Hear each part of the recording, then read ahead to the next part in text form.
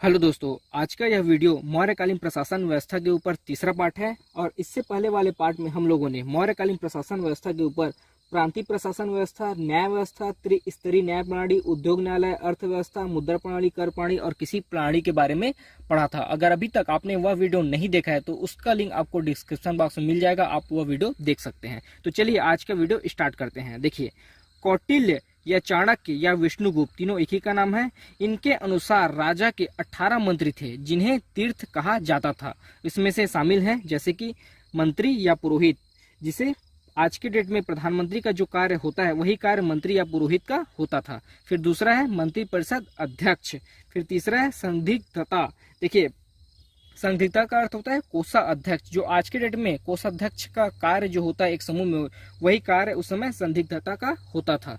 फिर चौथा है समाहर्ता, और इसे कहा जाता था वित्त मंत्री। जो आज के डेट में वित्त मंत्री जो कार्य करते हैं उस समय मौर्य काल में समाहर्ता उस कार्य को देखते थे। फिर पांचवा है कमार्तिक, और इसे कहा जाता था उद्योग मंत्री। जो आज के डेट में उद्योग मंत्री जो भी कार्य देते हैं उसी प्रकार उस समय यह मंत्री कमार्तिक उस उद्योग से संबंधित कार्य को देखते थे। फिर छठवा है आठविक, और इसे कहा जाता था वन मंत्री। फिर सातवां है आठविशक, और इसे कहा जाता था सम्राट के अंगरक्षक का प्रमुख। फिर आठवां है सेनापति, और यह सेना का अध्यक्ष होता था। नौवां है नायक, और यह सेना का संचालन करता होता था। सेना के संचालनकर्ता को नायक कहा जाता था। फिर 10वां है द्वारिक, और यह राजमहल का निरीक्षण करता था। फिर 11वां है युवराज। युवराज देखिए, राजा का उत्तराधिकारी को युवराज कहा जाता था। फिर 12वां है प्रतिष्ठा।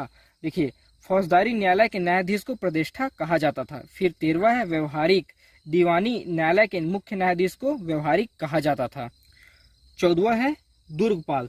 देखिए, देश के भीतर दुर्गों की रक्षा करने वाले को दुर्गपाल कहा जाता था। फिर 15वां है अंतपाल। देश की सीमावर्ती दुर्गों की रक्षा करने वालों को अंतपाल कहा जाता था। दुर्गपाल जो देश के भीतर दुर्ग बने हुए हैं उनकी रक्षा करने वालों को दुर्गपाल, और अंतपाल सीमावर्ती दुर्गों की रक्षा करने वालों को अंतपाल कहा जाता था। फिर 16वां है दंडपाल। सैन्य सामग्री प्रवर्धक को दंडपाल कहा जाता था। फिर 17वां है प्रादस्ता। देखिए, राजकीय दस्तावेजों की सुरक्षा प्रदान करने वालों को प्रादस्ता कहा जाता था। फिर 18वां और लास्ट है दौर या नागरक, और यह राजधानी का सर्वोच्च अधिकारी होता था। तो इस प्रकार के 18 मंत्री थे जो मौर्यकालीन शासन प्रशासन व्यवस्था को संभालते थे, और सबका अलग अलग कार्य था।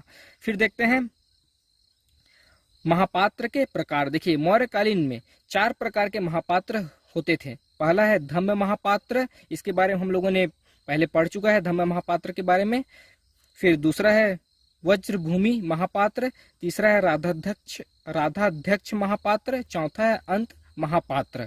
फिर देखते हैं बराबर की पहाड़ी। देखिए, अशोक ने आजीविकों की रहने के लिए बराबर की पहाड़ी में 4 गुफाओं का निर्माण करवाया था, जिसे कहा जाता है पहला कर्ज, दूसरा चौपार, तीसरा सुदामा, चौथा विश्व झोपड़ी। तो अशोक ने आजीविकों के रहने के लिए 4 बराबर की पहाड़ी में 4 गुफाओं का निर्माण करवाया था, जिसका अलग अलग नाम है जैसे कि कर्ज, चौपार, सुदामा और विश्व झोपड़ी। फिर देखते हैं कुछ अन्य महत्वपूर्ण तथ्य। जो बचा हुआ कुछ टॉपिक बच गए थे अशोक से रिलेटेड, उनमें उसको मैं यहाँ पर बता रहा हूँ। देखिए, अशोक के अभिलेख को सर्वप्रथम टिकेन थैला ने 1750 में खोजा, और इसे पढ़ने में सफलता प्राप्त जेम्स प्रिंसेस को 1837 में हुआ।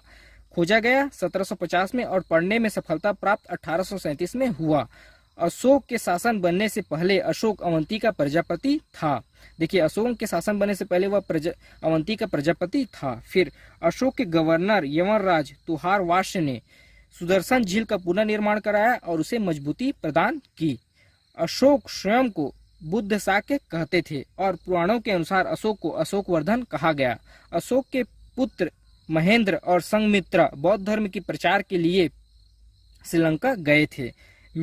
मेगस्थनीज जो उस समय के विद्वान हैं, मेगस्थनीज लिखते हैं कि भारतीयों को लिखने की कला नहीं जानते थे। भारतीय लिखने की कला नहीं जानते थे।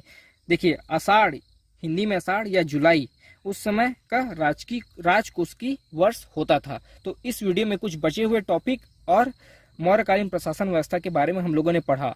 तो ये हम लोगों का लास्ट पार्ट था मौर्य काल पर। अब हम लोग आगे ब्राह्मण वंश के बारे में पढ़ेंगे। और आपसे एक रिक्वेस्ट है, अगर अभी तक आपने हमारे चैनल हिंदी वॉइस को सब्सक्राइब नहीं किया है तो प्लीज़ चैनल को सब्सक्राइब करें और वीडियो को लाइक शेयर जरूर करें। धन्यवाद।